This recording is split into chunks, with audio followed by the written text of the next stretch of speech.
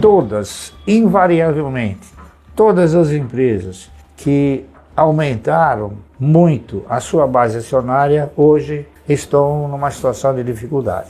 Então, as pessoas não se dão conta disso. Como uma ação ordinária ficou no lugar da Units, uma ação ordinária hoje está representada por 5 ações antigas. Então, ela custa R$11, R$12. Se você dividir por 5, dá 2 e alguma coisa. Então, é um papel que está num preço assim super acessível. É que ninguém faz essa análise, tá entendendo? Qual que seria o passo inicial para a pessoa que fala assim, ó, eu quero seguir, né, a filosofia de investimentos do Bartos, eu quero seguir a filosofia de investimentos da AGF? Qual que é o passo inicial para essa pessoa que hoje não investe? Eu acho que no Brasil, a educação financeira, ela é colocada como uma coisa super importante, e tem a sua importância, claro, mas eu interpreto o seguinte: o cidadão que tem por hábito, né, ou por princípio, não gastar mais do que ele ganha, eu acho que ele está financeiramente educado.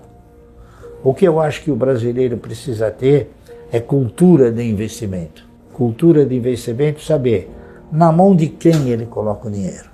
Isso é cultura de investimento. É muito importante que quando você entra num investimento, que esse investimento ele não venha somente aumentar o faturamento. É importante que ele, além de aumentar o faturamento, ele gere resultado. O que eu acho é que você tem que assumir uma postura de que você vai investir na geração de riqueza. E para você investir na geração de riqueza, você não fica milionário de repente. É uma caminhada, é uma estrutura que você tem que ter disciplina, tem que ter paciência. A Klabin não cresceu em um mês. A Klabin tem 124 anos, você sabia?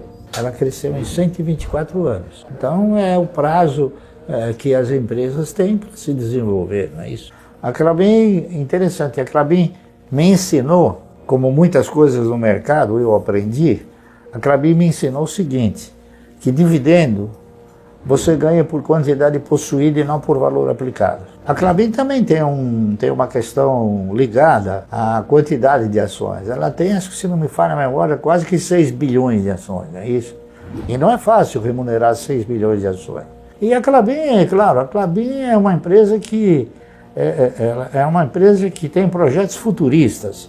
É uma empresa que hoje poucas empresas se comparam a ela, tá entendendo? Em termos de avanço tecnológico, em termos de cuidar da floresta, em termos assim também de evoluir, não é?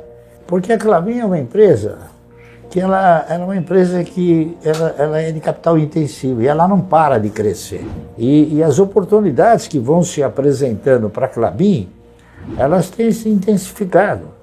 Por exemplo, a Klabin hoje, ela está fornecendo caixas de papelão para exportação de frutas, coisa que era feita em containers, pequenos containers de plástico, né? A Europa, a própria Ásia, hoje não quer mais que as frutas sejam embaladas em material plástico, tem que ser em caixa de papelão. Então é um mercado que cresceu bastante para ela. E com isso eu acredito que ela também, na razão direta que ela tem novas oportunidades de mercado, então ela cresce para suprir essa nova expectativa. Então isso daí é resultante do quê? É resultante de um aprendizado. Eu me sinto muito feliz e muito confortável em falar isso aí. Eu acho que o cidadão, ele não consegue administrar os seus egos. Então eu comecei tentando e consegui administrar os meus egos. Até o momento que eu passei a controlar os meus egos, não é isso? Olha, eu tenho uma média de gasto de uns 8, 10 mil reais. Eu gasto aquilo que é necessário, tá entendendo? Você veja bem, você vai comprar um Porsche, por exemplo, você vai pagar 500 mil reais. Eu tenho um Passat, uma variante Passat, 2010, custa 40 mil reais. A minha filosofia é a seguinte: Eu consegui vencer porque eu não sou um patrocinador da Porsche. Então eu prefiro que ao invés do dinheiro estar na Porsche, está comigo. Porque eu analiso as coisas de uma forma mais autêntica. Eu considero aquele que tem um Porsche um patrocinador, ele patrocina a Porsche. Tá entendendo? Eu prefiro que o dinheiro que eu vou colocar na Porsche fique comigo. Simplesmente isso. Então, é isso aí. Então, você vai falar, eu vou nos melhores restaurantes, tá entendendo? Eu tenho acho que uns 40 pares de sapato. Quer dizer, você tem um lugar até que você sabe a propensão marginal para consumir, eu já não tenho mais. Tenho 600 camisas, tá entendendo? Então, porque eu não tenho onde gastar o dinheiro. Então, eu moro bem, eu moro num apartamento de 300 metros, num prédio que tem 40 andares, um por andar, um prédio maravilhoso. Talvez por isso que eu cheguei nos 84 anos, porque eu vivo bem comigo mesmo, tá entendendo? Eu vivo para mim, eu não vivo para os outros. Se eu conseguir, por que uma pessoa agindo como eu não conseguiria? E depois eu tenho tido algumas questões, algumas perguntas, algumas indagações, o seguinte, Sr. Barsi, quando o senhor comprava ações da CESP, elas custavam 50 centavos. Hoje não tem mais ações de 50 centavos. Eu falei, bom, mas espera um pouco. Hoje você precisa considerar o seguinte, atualiza aqueles 50 centavos para o nível de hoje. Dá 31 e pouco. Né? Uma ação da Auren custa 14 reais. Então, hoje está melhor do que antigamente. Lamentavelmente, o poder aquisitivo do brasileiro foi cada vez mais se deteriorando. Ele não cresceu na mesma proporção que deveria ter crescido. Veja bem, eu não acredito que exista renda fixa nesse país. Nesse país aqui o que existe é perda fixa. Porque está mais do que comprovado que se você avaliar o teu poder aquisitivo no primeiro dia do ano, examinando um rol de produtos, e chegar no fim do ano, você for pegar esse poder aquisitivo, a perda é sempre superior a 30%. Então, a inflação de 3% é outra poesia. E o que eu tenho feito é o seguinte, eu não olho para aquilo que eu recebo de dividendos naturalmente. Eu só vou avaliar na hora que eu vou fazer imposto de renda. Então, na hora que eu vou fazer imposto de renda, eu tenho uma relação do quanto eu ganhei em cada empresa. As empresas que pagam pouco eu elimino e passo a deter outras. Né? Eu, por exemplo, eu estou me desfazendo de Eletrobras, devagar. Eu não estou vendendo, eu estou substituindo. Eu estou me desfazendo, eu já me desfiz de Banco Itaú, de Itaúsa, tá correto? Me desfiz também de Ultrapar, e estou me desfazendo também de Sabesp. Por quê? Porque esses papéis todos, eles deixaram de pagar um bom dividendo. Então eu vejo no fim do ano quanto que eles geraram de dividendo. E eu vou para aquelas empresas que a relação é mais gratificante. Andei comprando também um pouco de Caixa Seguridade. Como a Caixa é uma empresa nova no mercado, eu acredito que ela tem um potencial muito assim, expressivo para crescer. Eu acredito no segmento, porque seguro é um pouco melhor do que energia elétrica, né? Seguro você paga sem consumir e torce para que não haja o sinistro, né? É um pouco melhor porque ainda você tem uma torcida favorável. Além do que, o seu presidente, num recente pronunciamento, ele divulgou aí que provavelmente agora para 2024 a Caixa comece a pagar dividendo trimestral. É uma empresa que está dentro do meu DNA. O meu perfil sempre foi o seguinte, ao invés de ter um posto de gasolina, ser dono de um posto, eu prefiro ter 1% de 8.400 postos. Então, eu tenho comprado, eu comprei um pouquinho de ações da Vibra também, não é? Por interpretar que ela está dentro do meu do meu perfil, porque acho que é uma empresa que tem um futuro brilhante, na minha opinião. Eu acho que toda empresa que tem um compromisso, ela distribui bons dividendos. O que é um compromisso? Por exemplo, o Santander tem o compromisso de mandar dinheiro para a Espanha. A AS Brasil tem o compromisso de mandar dinheiro para os Estados Unidos. O Banco do Brasil tem o compromisso de mandar dinheiro para a Previ e para o governo. Então eu acho que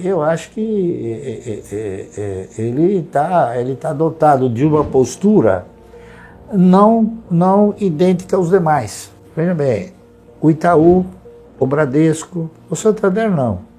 Mas o Itaú e o Bradesco, a base acionária deles cresceu uma barbaridade. O do Banco do Brasil permaneceu. Então o que acontece? Esse sentimento que você vislumbra sobre ele é que cada vez que o lucro aumenta, se ele tiver a mesma base acionária, é evidente que o dividendo cresce também. Então o Banco do Brasil tem pago dividendos aí invejáveis, tá certo? E ele dá um lucro mais ou menos parelho com os demais bancos, não é isso? É porque ele tem uma base acionária menor. Você sabe qual é no estatuto, o que está consignado para pagar dividendo na PetroRio? Quanto você acha que é? É exatamente 0,001. Então é uma empresa que nunca vai pagar dividendo. Nunca pagou e nunca vai pagar. Você tem outros papéis também assim, não é isso? A Itaúsa tem quase 9 bilhões de base acionária. O próprio Magazine Luiza também tem uma base acionária grande. Quem mais que paga um dividendo pífio? A Azul paga um dividendo pífio. Dentre aquelas que não pagam uns 25%, está também a Raízen, também não paga esse. E a Raízen tem uma base acionária gigantesca, né? Ela tem mais ou menos hoje quase 11 bilhões de ações. Então remunerar tudo isso não é fácil, né? Não é fácil. Você veja, a Itaúsa, com 9 bilhões de base acionária, considerando 25%, ela teria que dar o quê? 36 bilhões de lucro para dar 25 centavos. É por isso que dá 10, 12, 3 centavos. Às vezes dá zero nada, né? Que a gente brinca, né? Então, o pessoal não analisa o evoluir da base acionária, o que o evoluir da base acionária acaba interferindo na distribuição de resultado. É isso aí. Então, o pessoal não analisa isso. A turma deixa de lado esses ensinamentos que o mercado transmite para você. Eu acredito, veja bem, porque o mercado ensina a gente que a Cosan passou a desenvolver esse mesmo procedimento a partir dos R$15. A Cosan ela é uma empresa que no passado a gente comprou e acabou tendo um yield projetivo excelente. Por quê? Porque eu cheguei a comprar a 3 e alguma coisa e vendia R$90, depois dos 7, 8 anos. E veja bem, a Cosan ela só passou a ter um desequilíbrio de cotação a partir do momento que ela fez um desdobramento. Uma virou 4. Então hoje ela tem 1 bilhão e 800, se não me falha a memória, de base acionária, mas já com uma outra posição, uma outra postura. Eu acho que ela não volta mais para R$15, provavelmente não vai cair abaixo dos R$20. Veja bem, eu não sou futurólogo, eu estou apenas transmitindo aquilo que o mercado ensina, tá entendendo? Para a gente poder transmitir para os outros, não é isso? Então eu acho que a Cosan daqui para frente, ela vai desenvolver um tipo de postura de mercado que ela vai evoluir porque a Cosan sempre teve a mesma postura de mercado que a Suzano. Qual é essa postura? Eles transferem para o mercado o lucro do acionista. Então o que acontece? O papel sobe, ele vai ganhando. Invariavelmente, todas as empresas que aumentaram muito a sua base acionária, hoje estão numa situação de dificuldade. Eu dou até alguns exemplos, não é isso? O Bradesco, enquanto tinha uma base acionária menor, ele conseguia remunerar bem o acionista. Hoje o Bradesco tem 10 bilhões e 800 milhões de ações. Então você não precisa ser nenhum grande matemático para concluir o seguinte: para remunerar 10 bilhões e 800 milhões de ações, qual o lucro que ele precisa alcançar? Não é isso? Então as pessoas não se dão conta disso. E uma das coisas muito favoráveis na Unipar foi exatamente essa, que nós não ampliamos a base acionária. Bom, é evidente que eu acredito que a Unipar não volte mais para os 25, né? Nem para os 30 centavos, não é isso? Isso é uma coisa evidente. Bom, eu sou um pouco não, muito conservador, tá entendendo? Eu faço um comparativo. Quanto a Unipar deu de dividendo até agora? Quanto a Braskem deu de dividendo até agora? Será que a Unipar comprando a Braskem, ela vai continuar dando um bom dividendo? Será que todas as plantas da Braskem estão plenas para trabalhar? Será que esses 5 anos que a Braskem ficou aí, compra ou não compra, vende ou não vende, as plantas não precisam de uma atualização? Não sei, eu estou falando isso porque é uma pura imaginação. Mas eu acredito o seguinte, eu acredito que a proposta feita pela Unipar é aquela que melhor encanta os acionistas, porque é aquela que prevê o quê? Prevê futuramente estender uma OPA aos acionistas, é isso? Coisa que me parece que as demais ofertas não contêm esse ingrediente. Tá?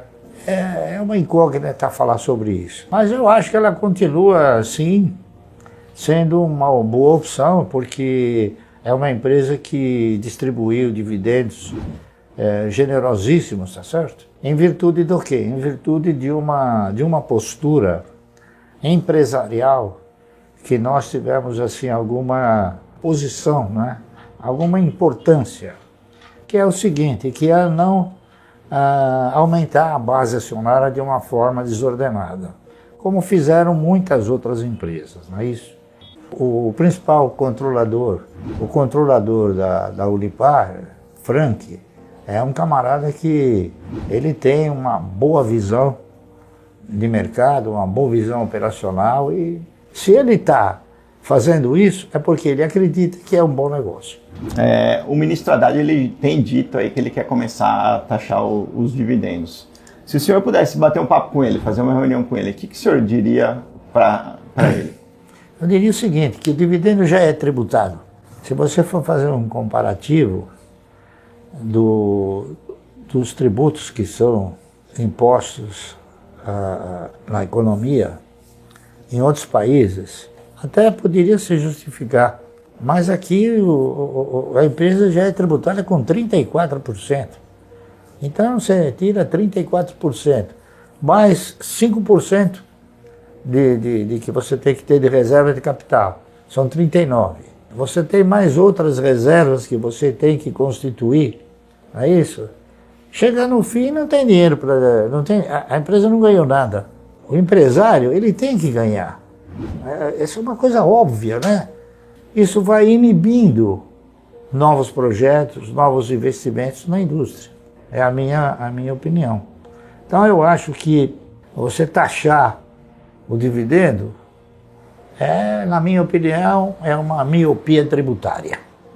Entendeu? É querer que não se invista aqui no país. Eu acho que a minha história, ela é muito bem colocada para o país pela AGF.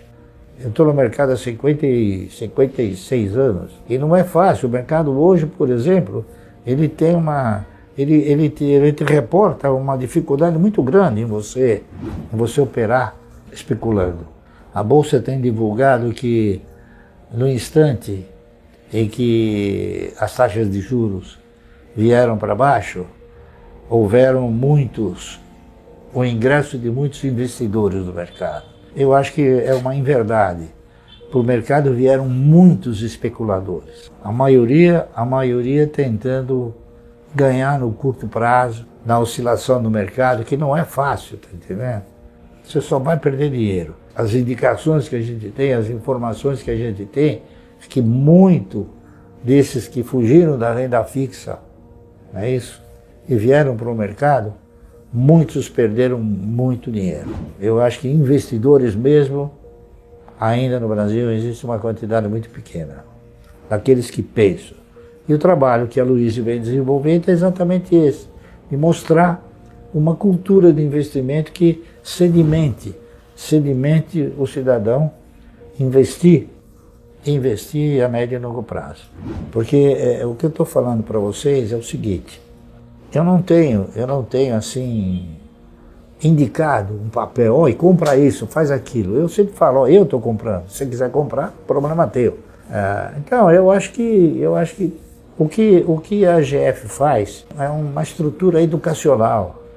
Então, eu acho que isso tem que ser respeitado, tem que ser levado em consideração, e é uma coisa que o Estado devia fazer. Ele não faz. Por que o Estado não faz? Porque ele não tem interesse que você seja um investidor de mercado. Ele quer que você seja um agiota para emprestar dinheiro para ele. Perfeito. E perder dinheiro.